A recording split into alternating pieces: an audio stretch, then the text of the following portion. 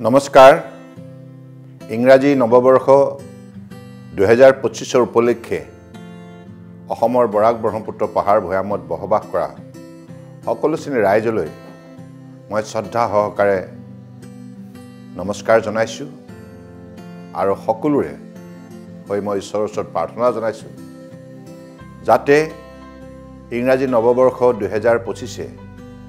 প্ৰতিগৰাকী ব্যক্তিৰ জীৱনলৈ সুখ শান্তি আৰু সমৃদ্ধি সম্ভৱ কৰি তোলে আমি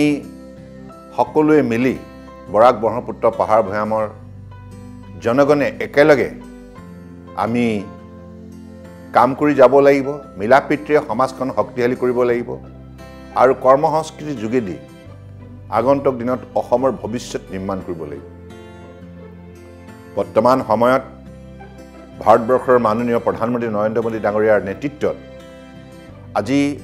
ভাৰত ৰাষ্ট্ৰই বিশ্বৰ বুকুত যেনেধৰণে সমাদৰ বুটলিবলৈ সক্ষম হৈছে সুখ্যাতি আজি কঢ়িয়াই আনিবলৈ বিভিন্ন কৰ্মক্ষেত্ৰত বিভিন্নগৰাকী ব্যক্তি সফল হৈছে বিশ্বমঞ্চত ভাৰতবৰ্ষক ভুৰুকি আজি তাৰিখত বিশ্বৰ মানৱ সমাজে প্ৰশংসা কৰিছে কাৰণ ভাৰতবৰ্ষৰ পৃথিৱীৰ সৰ্ববৃহৎ গণতন্ত্ৰ হিচাপে পৰম শ্ৰদ্ধাৰ প্ৰধানমন্ত্ৰী নৰেন্দ্ৰ মোদী ডাঙৰীয়াৰ নেতৃত্বত যিমান সবল ৰূপ ধাৰণ কৰিছে আৰু সকলো লোককে আস্থা আৰু বিশ্বাসত লৈ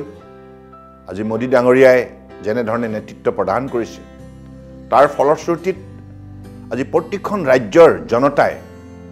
শক্তি আৰু সাহসেৰে নিজৰ ভৱিষ্যত গঢ় দিয়াৰ নিমিত্তে অত্যন্ত আত্মবিশ্বাসেৰে গতি কৰিছে ভাৰতবৰ্ষৰ অন্যান্য ৰাজ্যৰ লগতে অসমতো বিজেপি নেতৃত্বাধীন মিত্ৰজোঁট চৰকাৰখনে সকলো লোককে আস্থাৰ বিশ্বাসত লৈ নিষ্ঠাৰে কাম কৰিছে আৰু আমি এই কথা একবিংশ শতিকাত উপলব্ধি কৰিব লাগিব যে আমি সকলোৱে মিলাপ্ৰীতিৰে সমন্বয় দ্বাৰা শক্তিশালী সমাজ সকলো সময়তে জীয়াই ৰাখিব পাৰিলেহে আন্তৰিকতাৰে এজনে আনজনক আস্থা আৰু বিশ্বাস লৈ কাম কৰিলেহে আমি নিশ্চিতভাৱে ভাৰতবৰ্ষৰ বুকুত অসমক আটাইতকৈ শীৰ্ষস্থানত আমি প্ৰতিষ্ঠিত কৰিব পাৰিম গতিকে সেই আশাৰে মই পুনৰবাৰ অসমৰ সকলো শ্ৰেণীৰ ৰাইজলৈ শ্ৰদ্ধা সহকাৰে প্ৰণাম জনাইছোঁ সকলোৱে শ্ৰীচৰণত মূৰ দুৱাই আশীৰ্বাদ বিচাৰিছোঁ যাতে আগন্তুক দিনত সকলো সময়তে জনতাৰ হৈ নিষ্ঠাৰে কাম কৰি যাব পাৰোঁ